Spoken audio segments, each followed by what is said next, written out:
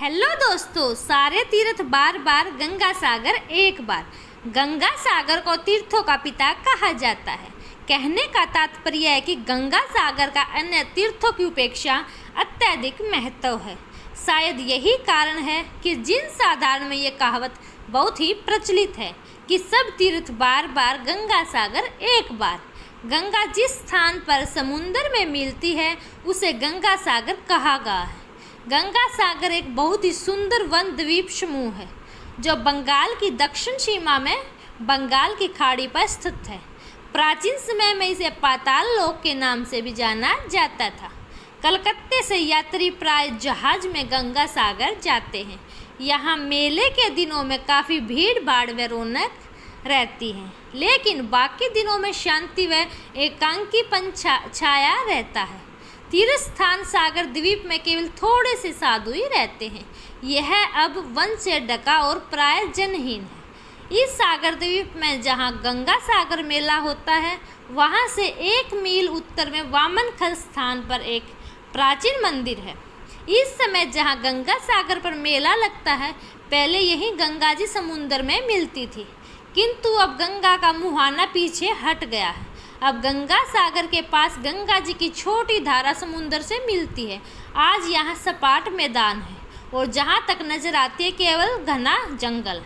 मेले के दिनों में गंगा के किनारे पर मेले के स्थान बनाने के लिए इन जंगलों को कई मीलों तक काट दिया जाता है। गंगा सागर का मेला मकर संक्रांति को लगता है।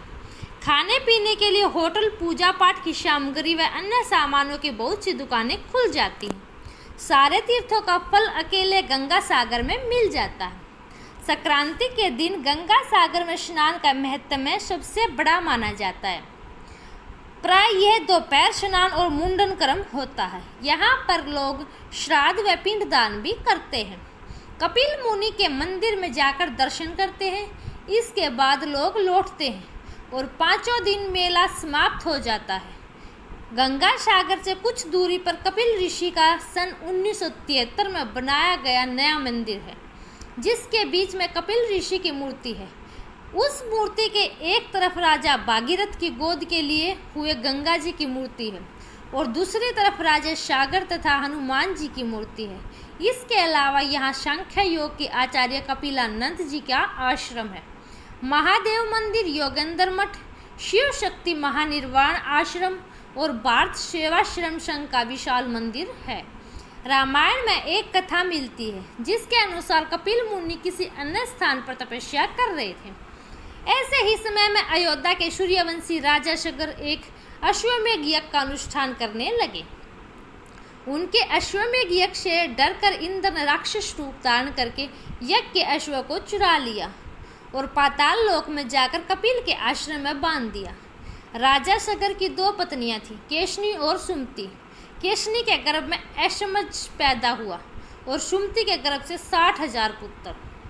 ऐशमज बड़ा ही अद्भुत प्रकृति का था। वह प्रजा को बहुत पीड़ा देता था। सगर ने उसे अपने राज्य से निकाल दिया। अश्वमेध का घोड़ा चुरा लिए जाने के कारण सगर बड़ी चिंता में पड़ गए। उन्होंने अपने 60,000 पुत्रों को अश्व ढूंढने के लिए कहा। 60,000 पुत्र अश्व ढूंढते ढूंढते पाताल लोक में पहुंच गए। वहां उन लोगों ने कपिल मुनि के आश्रम में यज्ञीय अश्व को बंधा देखा। उन लोगों ने मुनि कपिल को ही चोर समझकर उनका काफी अपमान कर दिया।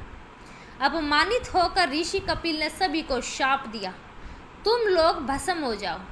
शाप मिलते ही सभी भस्म हो गए। पुत्रों के आने में विलंब देख राजा सगर ने अपने पुत्र अंशुमान, जो ऐशमंस का पुत्र था, वो पता लगाने के लिए भेजा। अंशुमान खोजते खोजते पाताल लोक पहुंचा। वहां अपने सभी चाचाओं को भस्म रूप में प्रणीत देखा तो सारी स्थिति समझ गया। उन्होंने कपिल मुनि के स्तुति का प्रश्न किया। कपिल मुनि ने उसे घोड़ा ले जाने की अनुमति दे दी और यह भी कहा कि यदि राजा सगर का कोई वंशज गंगा को वहां तक ले आए तो सभी का उद्धार हो जाएगा। अंशुमान घोड़ा लेकर अयोध्या लौट गया। अंत में अंशुमान को राजगद्दी देकर सौरक्षिधार गए।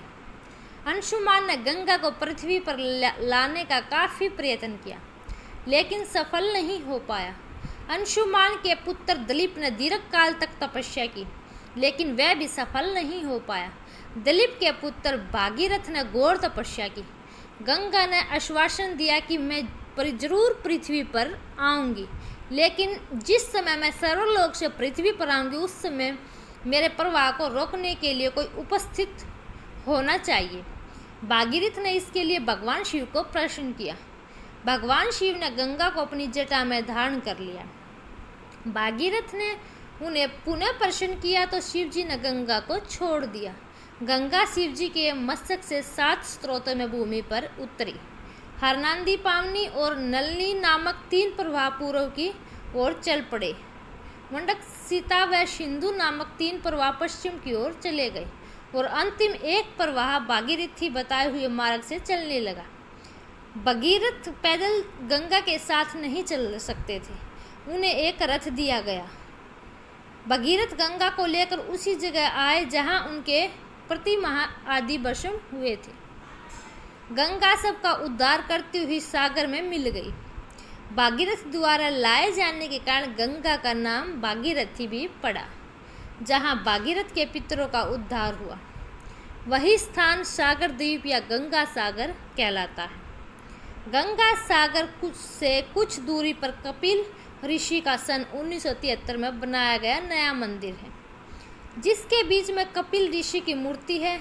उस मूर्ति के एक तरफ राजा भागीरथ को गोद में लिए हुए गंगा जी की मूर्ति है तथा दूसरी तरफ राजा सगर तथा हनुमान जी की मूर्ति है। धन्यवाद दोस्तों। अगर आपको मेरी कथा अच्छी लगे तो please like, share, subscribe my channel. धन्यवाद दोस्तों।